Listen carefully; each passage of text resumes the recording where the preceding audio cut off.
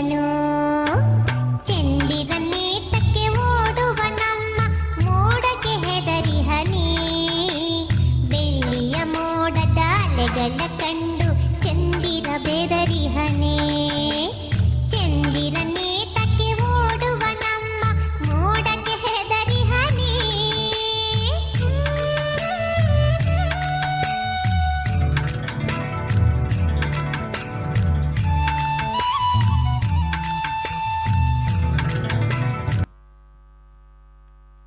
That was a wonderful performance by Montessori 1 student. After seeing their performance, we move on to the next in the agenda. We have Montessori 2 apples. They call themselves as apples. They are going to perform on